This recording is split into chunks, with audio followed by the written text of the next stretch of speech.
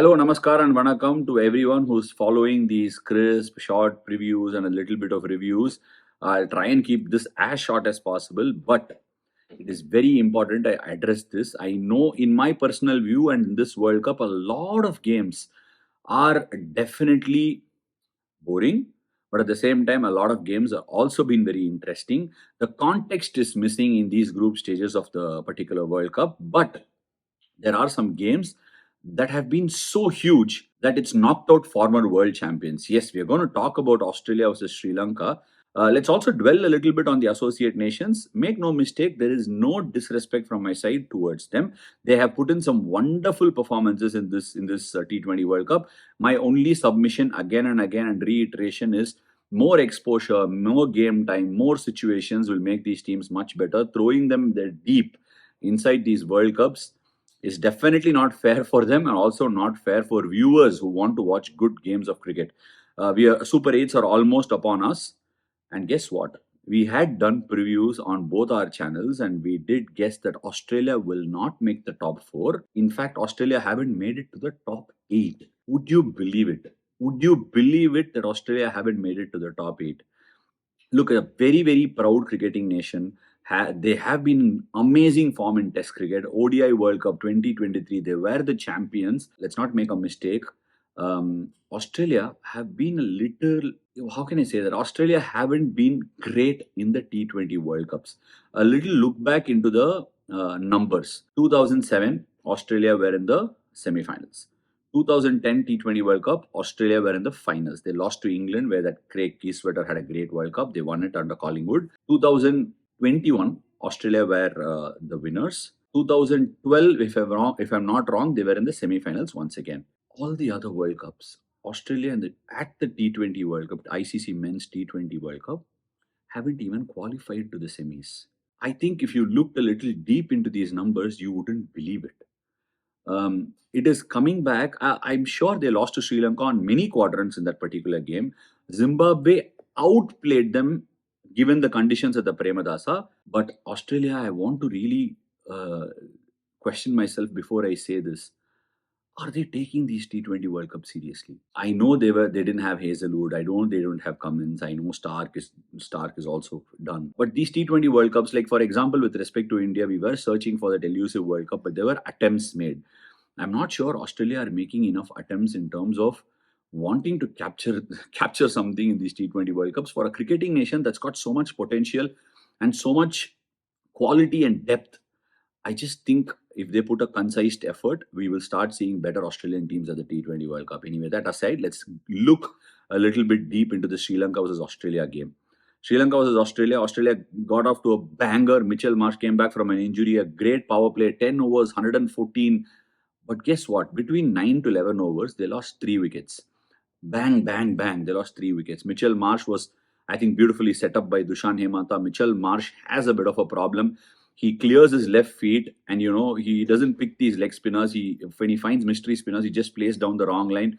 Dushan Hemanta capitalized on it. Great review. They got Mitchell Marsh out and then bang, bang, 3 wickets. And come the death overs, Dushmanta Chamira had a very, very poor start to the game. But then he came back. They got 5 wickets in the slog in a batting lineup that consists of Josh Inglis, Marcus Stoinis, and Glenn Maxwell. I mean, that is some experience. I can understand the inexperience in the bowling front, and 180 wasn't going to be enough at Palakili. But Sri Lanka have made a statement without Patirana, who got injured.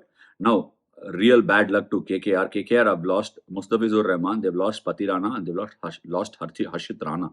They are searching for replacements from every nook and corner. By the way, Muzarabani could be a very good option. I'm not diverting. Let's come back to the topic. They lost 5 wickets in the death and scored an underwhelming 180 odd. They must have been looking at 230, 240.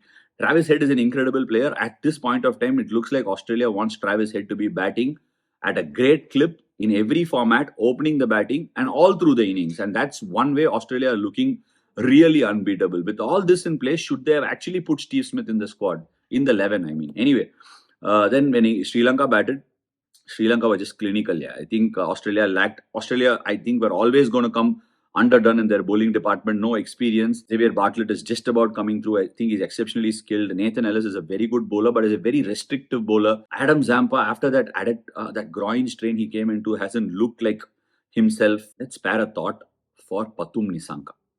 I've got a deep dive into Pathum Nissanka. If you look at Pathum Nissanka, he's one player I've always rated. But look at those numbers. For a right-hander, left arm orthodox spin has to be the restrictive option, and he's piling it on. He's scoring in excess of 150 against left arm orthodox spin. He's also going in excess of 140 against leg spin, 135, 140 against leg spin. Right arm medium fast is not too bad. Right arm fast medium is where the speed goes, and right arm medium fast he's got 133. When the pace goes higher is when his strike rate dips, but he's got a problem against left arm quick bowlers. Left arm quick bowlers and slightly high speed right hand fast bowlers. And let's see why. There is a wagon wheel that suggested that Pathum Nissanka's runs against fast bowling is coming very leg side dominant. He's a leg side dominant player. And against left arm spin, he gets away because they can't bowl on his pads to restrict him. He's able to play the inside out. We saw him pull out that reverse sweep yesterday for a 6 against Cooper Connolly. And that's one shot he might have to bank upon if he has to score runs around the world, especially if Sri Lanka think they can qualify and come to India later stages of this World Cup, if at all they go that far. But Pathum Nissanka and Kusal Mendis putting on that partnership, setting the base, really pushed Australia back. Australia didn't have answers. They kept accelerating Sri Lanka, and Australia didn't have enough options to, restrict them or take those wickets and, put them under pressure. They might have to look at even backup options for Adam Zampa. Adam Zampa is also not getting any younger. Mitchell Swepson is one option they have, but Australia do need to work on that bowling urgently. Replacing Hazelwood, Cummins and Stark is a mighty difficult task. Nathan Lyons almost towards the end of his career in Test cricket. Zampa is not getting any younger. Where are your spin options? Who are your fast bowling options? And where is that middle order flux? A lot is being expected of Josh Inglis, but he also needs to step up. Hasn't really done the cost too much, too much from his side. But all this put aside, let's look at Sri Lanka. What do Sri Lanka have? A lot of teams are suddenly thinking, okay, Sri Lanka chased 180 against Australia. They're a damn good side, which is actually not the case. They've lost Patirana. Their bowling lacks tooth. They have Pathum Nissanka and Kusal Mendis, on whom they are heavily dependent upon. Kamindu Mendis is an X-factor batter. He can bowl both arms, but can he turn up in the big games? They are an interesting team. They are shaping up nicely. Most importantly, they have R. Sridhar, who was who's India's fielding coach in the past. An amazing coach, a great, if not the best in the world, and he's going there. I know how they can keep an environment.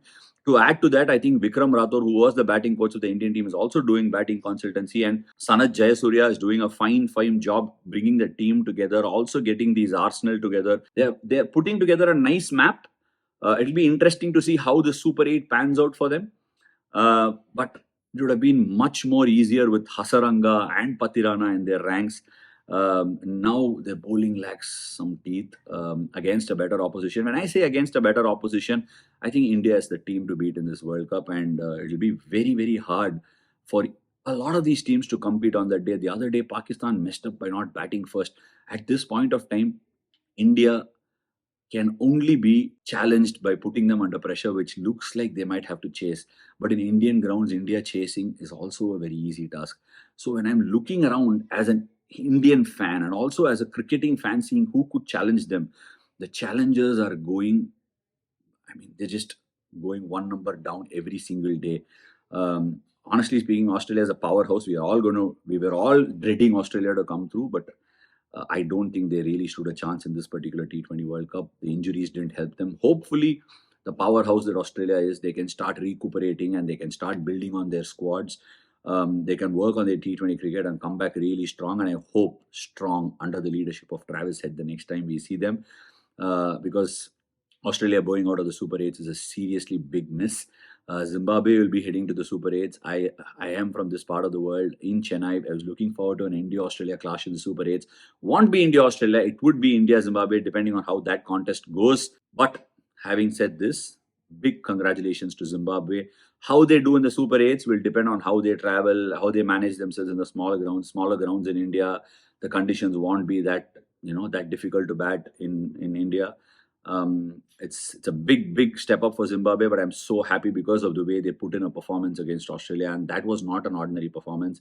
Zimbabwe were a gun side on that day. I hope they can continue that performance in the Super 8s and start giving us some enthralling games from here on in. The World Cup is yet to light up, and I hope the Super 8s is a great opportunity for all these teams to put on a show and light up this World Cup. England have been underwhelming.